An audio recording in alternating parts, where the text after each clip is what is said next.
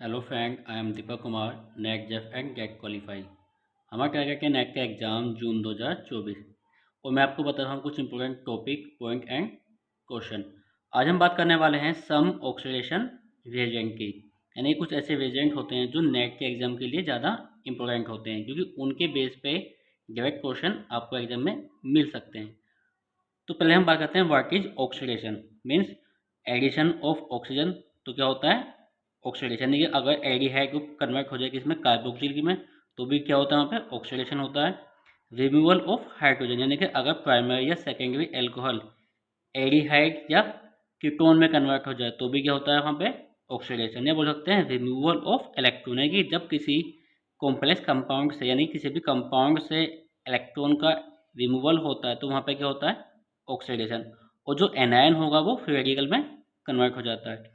तो ये तीन कंडीशन होते हैं जिसके हम बेस से बता सकते हैं कि कहाँ पे ऑक्सीडेशन होता है।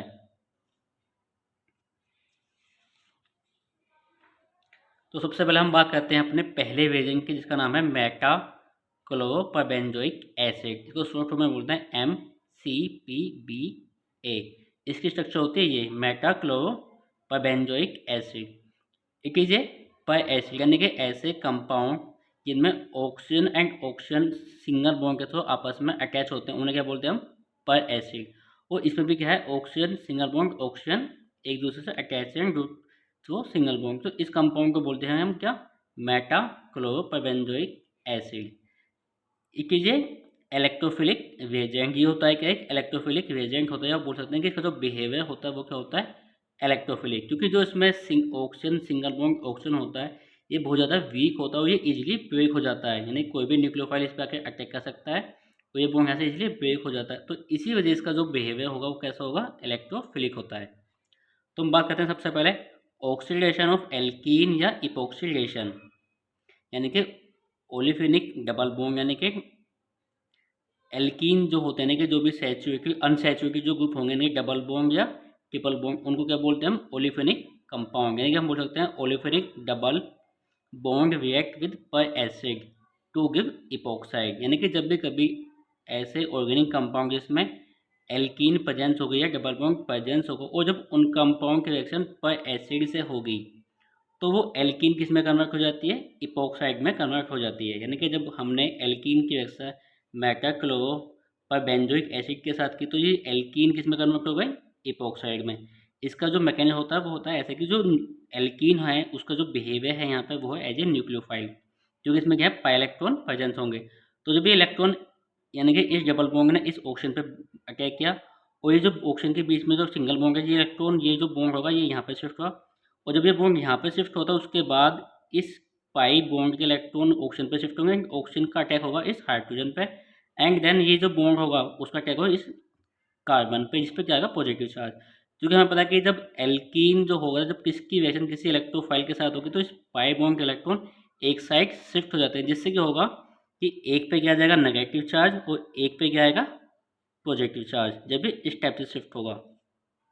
तो इसका बिहेवियर कैसा होगा एज ए न्यूक्लियोफाइल और इस वाले का होगा एज ए इलेक्ट्रोफाइल। तो जब इक्वेशन ऐसे फॉलो होगी यहाँ से करके इस टाइप से तो लास्ट में अटैक कहाँ पे होगा इस वाले कार्बन पर और ये ऑक्सीजन जो होगा थ्री मेंबर रिंग में ऐसे कन्वर्ट हो जाएगा और हमें क्या मिलेगा इपोक्साइड कंपाउंड और साथ में क्या मिलता है एसिड।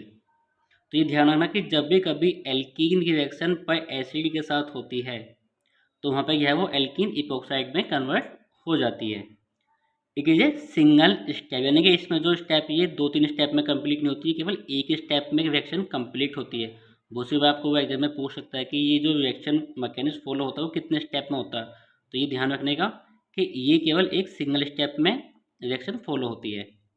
उसके बाद cis alkene give only cis oxygen, यानी कि इपोक्साइड को हम ऑक्सीजन भी बोलते हैं and trans alkene give trans oxygen, यानी कि जो सिस एल्कीन होगी वो सिस इपोक्साइड देगी और जो ट्रांस एल्कीन होगी वो ट्रांस इपोक्साइड देगी। क्योंकि इसका जो एडिशन होता है वो सेम सिस फॉर्म में होता है ना कि ट्रांस फॉर्म में कि इधर से अटैक होगा उधर से बैक अटैक होगा।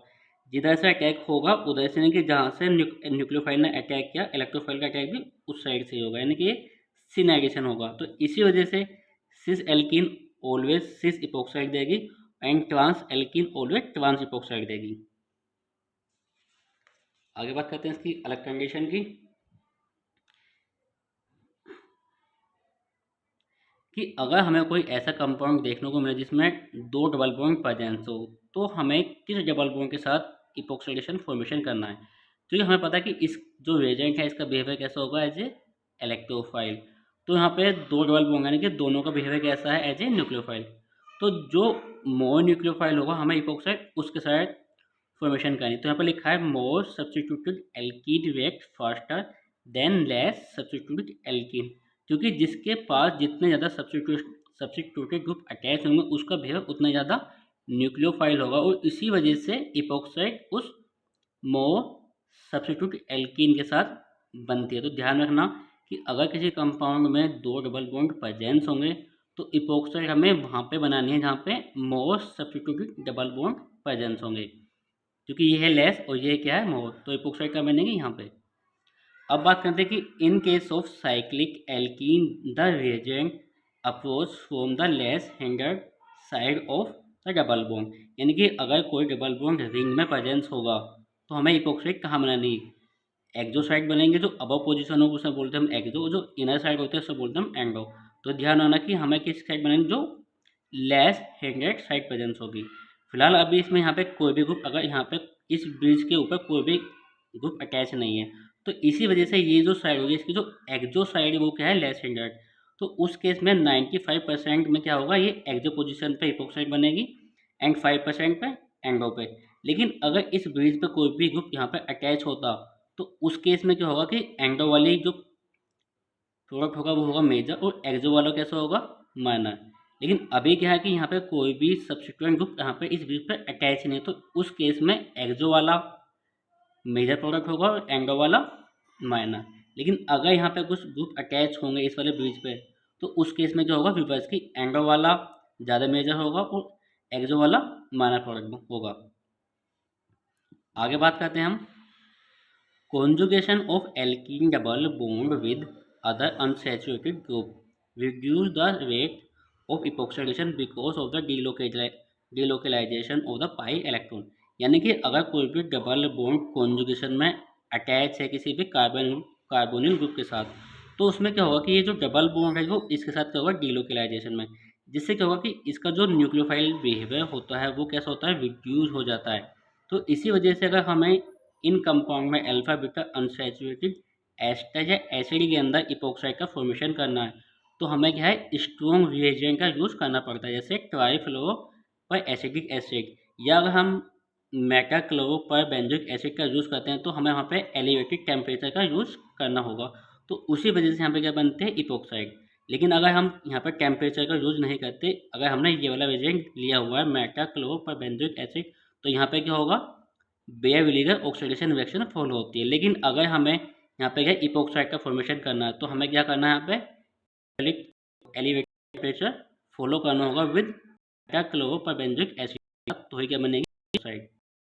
आगे बात करते हैं alpha beta unsaturated ketone and aldehyde, कि अगर हमें alpha beta unsaturated ketone and aldehyde के साथ इपोक्साइड का फॉर्मेशन करना तो उस केस में जो हाइड्रोजन पेरोक्साइड होगा या बोल सकते हैं टर्सरी पर हाइड्रोजन जो होगा वो मोर स्ट्रॉन्ग रिएजेंट होते हैं इपोक्सीडेशन का फॉर्मेशन करने के लिए। तो इस केस में भी क्या है यहाँ पे इपोक्सीडेशन का फॉर्मेशन होता है जब ये reagent alpha beta unsaturated ketone या एल्डिहाइड के साथ रिएक्शन करते हैं।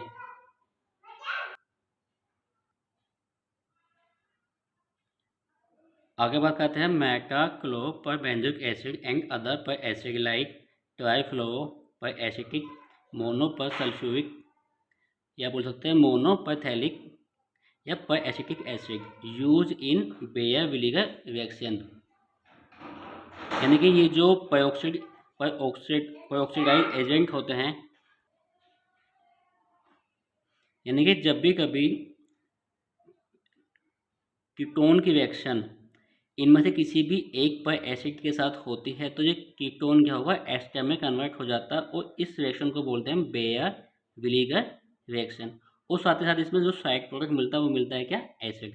लेकिन जो मेन प्रोडक्ट होता है वो होता है एस्टर, कि ये कीटोन को एस्टर में कन्वर्ट कर देता है इन पर एसिड, यानी कि इनमें से जब भी कोई पर एसिड यानी कि पर एसिड कंपाउंड की रिएक्शन जब कीटोन के साथ होगी तो ये इसको एस्टर में कन्वर्ट कर देता है और उसको बोलते हैं बेयर-विलीगर रिएक्शन। लेकिन हमें इसकी कंडीशन भी ध्यान रखनी है, क्योंकि जब इसमें क्या होगा कि ये दोनों जो ग्रुप होते हैं, यानी कि इनमें से क्या होगा, एक का माइग्रेशन होता है, तो इनमें से कौन से ग्रुप का माइग्रेशन होगा। जब ये सेम होंगे तो कोई दिक्कत नहीं होगी, लेकिन जब ये डिफरेंट डिफरेंट होंगे दोनों, तो इनमें से किसका माइग्रेशन होगा और ये एस्टर में कन्वर्ट होगा। तो ये कंडीशन यहाँ पर लिखी हुई है कि माइग्रेशन टर्सरी एल्किल हैलाइड वो ये है tertiary alkyl group, secondary alkyl group and primary alkyl group. यानी कि अगर कीटोन के साइड, एक साइड क्या है मिथाइल और एक साइड क्या है टर्सरी ग्रुप प्रेजेंट है, तो पहले किसका वो होगा माइग्रेशन, टर्सरी ग्रुप का माइग्रेशन होगा और हमें क्या मिलेगा एस्टर, यानी कि इधर से माइग्रेशन हुआ और ये क्या हो गया यहाँ पे टर्सरी और जो कार्बोनिल ग्रुप है इसके बीच में क्या होगा ऑक्सीजन और ये क्या बना एस्टर। तो आपको ये सीरीज ध्यान रखने की, अगर ऐसी कंडीशन होगी तो टर्सरी पहले माइग्रेट होगा, उसके बाद सेकेंडरी, उसके बाद प्राइमरी। उसके बाद ये अदर सीरीज है कि जिसमें ये 4 कंपाउंड हैं कि अगर कोई भी एक दो कंपाउंड कार्बोनिल के बोथ साइड प्रेजेंट होंगे तो इनमें से पहले किसका माइग्रेशन होगा, ये वो वाली सीरीज है। उसके बाद की कि अगर फिनाइल है एक साइड और एक साइड मिथाइल ग्रुप है, एक साइड फिनाइल है एक साइड इथाइल ग्रुप है, तो दोनों ही केस में क्या होगा फिनाइल ग्रुप का माइग्रेशन होगा, ठीक है ना। लेकिन अगर फिनाइल के साथ टर्सरी ग्रुप अटैच हो तो उस केस में क्या होगा टर्सरी का पहले माइग्रेशन होगा, ना कि फिनाइल के लिए। इसे ध्यान रखना कि ये जो लास्ट वाली सीरीज है ये ज़्यादा इंपॉर्टेंट है कि जब भी कभी कार्बोनिल के साथ एक साइड फिनाइल हो एक साइड मिथाइल हो या इथाइल हो तो उस केस में क्या होगा फिनाइल का पहले माइग्रेशन होगा। लेकिन अगर फिनाइल के साथ टर्सरी ग्रुप अटैच हो तो पहले टर्सरी का माइग्रेशन होगा और उसमें क्या बनेगा एस्टर बनेगा। जैसे हम बात करते हैं कि हमारे पास ये है कोई कीटोन, एक साइड क्या है मिथाइल एक साइड क्या है फिनाइल, तो यहाँ पे क्या है फिनाइल का माइग्रेशन होगा। लेकिन अगर एक साइड क्या फिनाइल ग्रुप है और एक साइड क्या है टर्सरी, तो उस टाइम जो होगा टर्सरी का पहले माइग्रेशन होगा और क्या होगा एस्टर का फॉर्मेशन। तो अगर आप एग्जाम देने के लिए जा रहे हो तो इन सीरीज को अच्छे से पढ़ के जाना।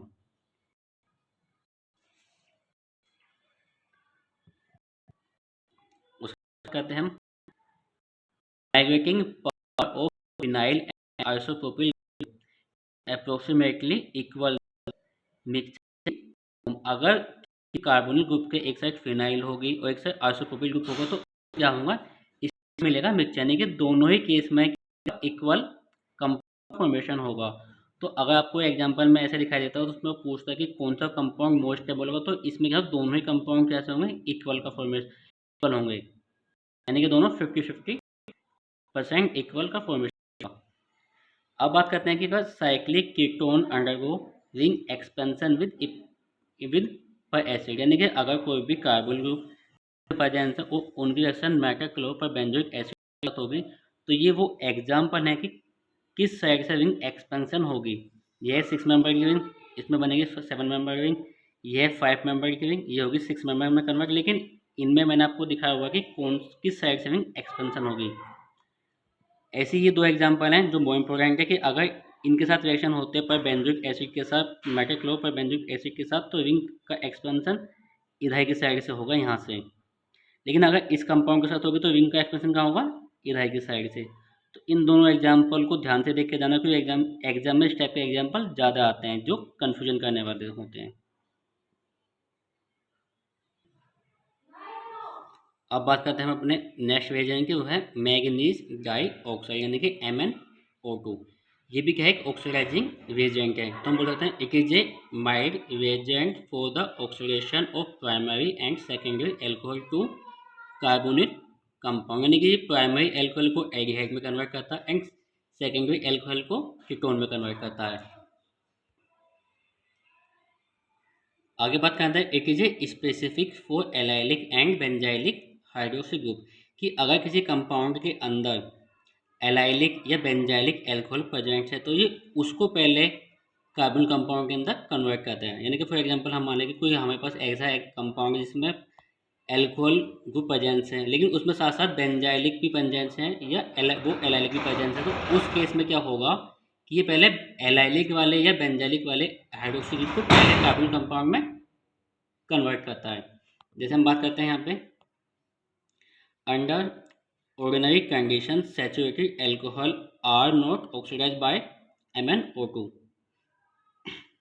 जैसे मैं एग्जाम्पल की बात की कि हमें ये कंपाउंड में दिया गया है, इसमें क्या है दोनों दो एल्कोहल प्रेजेंस है, एक क्या प्राइमरी एल्कोहल और एक क्या हमारे पास बेंजाइलिक एल्कोहल। तो पहले क्या करेगा, ये जो बेंजाइलिक एल्कोहल होगा उसको कीटोन में कन्वर्ट करेगा, ना कि प्राइमरी एल्कोहल को। तो आपको ये कंडीशन ध्यान रखनी कि अगर कोई भी कंपाउंड आपको ऐसा मिलता है जिसमें प्राइमरी एल्कोहल हो या सेकेंडरी एल्कोहल हो, साथ ही साथ बेंजाइलिक एल्कोहल हो या एलाइलिक एल्कोहल, तो जो पहले बेंजाइलिक वाले को या एलाइलिक एल्कोहल को पहले कार्बोनिल कंपाउंड में कन्वर्ट करता है। जैसे इस वाले एग्जांपल में कि इस कंपाउंड के अंदर जो तीनों एल्कोहल है वो क्या है, सेकेंडरी एल्कोहल। ये भी सेकेंडरी एल्कोहल है, ये भी सेकेंडरी एल्कोहल है और ये भी क्या है, सेकेंडरी एल्कोहल है। बट ये वाला जो सेकेंडरी एल्कोहल है ये क्या है, एलाइलिक एल्कोहल। तो इसलिए ध्यान रखना कि जब भी कभी ऐसी कंडीशन होगी तो जहाँ पे एलाइलिक वाला एल्कोहल होगा ये उसको पहले क्या करेगा, कार्बोनिल कंपाउंड के अंदर कन्वर्ट कर देगा, ना कि इन दोनों को। तो ध्यान रखना कि इस टाइप के रिएक्शन भी ज़्यादातर एग्जाम में मिल सकते हैं जिसमें कंडीशन होती हैं, और अगर हमें कंडीशन याद है तो उस रिएक्शन को हम इजीली करके आ सकते हैं एग्जाम में। अब बात करते हैं हम अपने नेक्स्ट रिएजेंट की, जो है सिल्वर कार्बोनेट यानी कि Ag2CO3। It will oxidize primary alcohol to aldehyde and secondary alcohol to ketone, यानी कि प्राइमरी अल्कोहल को एल्डिहाइड में कन्वर्ट करता है और सेकेंडरी को कीटोन में कन्वर्ट करता है। लेकिन इसकी भी क्या है, कुछ कंडीशन होती हैं। इसकी भी क्या है, तीन कंडीशन है। ऑक्सीडेशन ऑफ, यानी कि अगर कोई भी कार्बोनिल किसी भी कंपाउंड के अंदर हमें दो अल्कोहल दिखाई देते हैं, और एक क्या है लेस हैंडेड एल्कोहल, एक क्या है हाईली हैंडेड एल्कोहल। तो ये पहले उसको ऑक्सीडाइज करेगा जो लेस हैंडेड एल्कोहल होगा। उसके बाद क्या कंडीशन दूसरी कि अगर किसी कंपाउंड के अंदर सेकेंडरी एल्कोहल होगा या टर्सरी एल्कोहल प्राइमरी एल्कोहल होगा, तो ये पहले सेकेंडरी एल्कोहल को ऑक्सीडाइज करेगा, ना कि प्राइमरी एल्कोहल को। उसके बाद है कि अगर किसी कंपाउंड में बेंजाइलिक या एलाइलिक एल्कोहल प्रेजेंस है और साथ ही साथ सेकेंडरी या प्राइमरी एल्कोहल प्रेजेंस है, तो ये पहले बेंजाइलिक या एलाइलिक एल्कोहल को ऑक्सीडाइज करेगा, ना कि इन दोनों को। तो इनके तीनों एग्जाम्पल हमारे यहाँ पास अवेलेबल हैं। पहला एग्जाम्पल क्या है कि इन दोनों में क्या है, दोनों में सेकेंडरी एल्कोहल प्रेजेंस है, लेकिन एक साइड क्या है लेस हैंडेड और एक साइड क्या है हाईली हैंडेड। तो हमें पता है कि ये पहले जो लेस हैंडेड होगा उसको ऑक्सीडाइज करेगा, तो ये क्या होगा, कीटोन में कन्वर्ट होगा। उसके बाद क्या है कि अगला एग्जाम्पल में कि हमारे दो एल्कोहल हैं, एक क्या है प्राइमरी एल्कोहल, एक क्या है सेकेंडरी एल्कोहल, और हमें पता है कि ये सेकेंडरी एल्कोहल को पहले कार्बोनिक कंपाउंड के अंदर कन्वर्ट करते हैं, तो हमें क्या मिलेगा यहाँ पे, कीटोन। उसके बाद हम अगला एग्जाम्पल है हमारे पास कि एक कंपाउंड के अंदर प्राइमरी एल्कोहल है, ये भी प्राइमरी एल्कोहल और ये भी प्राइमरी एल्कोहल, लेकिन ये वाला क्या है एलाइलिक एल्कोहल। तो जैसे मैंने आपको बताया कि जो नंबर 3 कंडीशन थी कि ये पहले बेंजाइलिक या एलाइलिक एल्कोहल को पहले कार्बोनिक कंपाउंड के अंदर कन्वर्ट करता है। तो जहाँ पे हमें कोई अगर हमें किसी कंपाउंड के अंदर इस टाइप की कंडीशन दिखाई देती है, तो हमें ध्यान रखना कि जो पहले बेंजाइलिक वाला होगा या एलाइलिक एल्कोहल होगा ये पहले उसको कार्बोनिक कंपाउंड के अंदर कन्वर्ट करता है। तो ये क्या है प्राइमरी एल्कोहल, तो ये इसको एल्डिहाइड में कन्वर्ट करेगा। उसके बाद है हमारे पास जो फोर्थ रिएजेंट है वो है सिल्वर ऑक्साइड यानी कि Ag2O। ये भी क्या होता है, एक ऑक्सीडाइजिंग रिएजेंट होता है, लेकिन इसका केवल एक ही काम होता है कि ये एल्डिहाइड को ऑलवेज कार्बोक्सिलिक एसिड में कन्वर्ट कर देता है। तो आज हमने बात की 4 ऑक्सीडाइजिंग रिएजेंट की। उसके अलावा ध्यान रखना कि जो ऑक्सीडाइजिंग रिएजेंट होते हैं ये क्या करते हैं कि जैसे ये हो गया सिल्वर कार्बोनेट या सिल्वर ऑक्साइड, ये डबल बॉन्ड को इफेक्ट नहीं करते हैं। लेकिन हमें क्या है कि इनकी जो कंडीशन होती है कि किन कंडीशन में कैसे कैसे रिएक्ट करते हैं, तो हमें कंडीशन भी ध्यान रखनी है, क्योंकि एग्जाम में जो क्वेश्चन आते हैं वो कंडीशन बेस होते हैं कि हमें लगे कि भाई ये क्या करते हैं कि ये प्राइमरी एल्कोहल को एल्डिहाइड में या सेकेंडरी एल्कोहल को कीटोन में कन्वर्ट करता है। लेकिन हमें क्या ध्यान रखनी है इनकी कंडीशन की, किस कंडीशन में किसको कन्वर्ट करता है।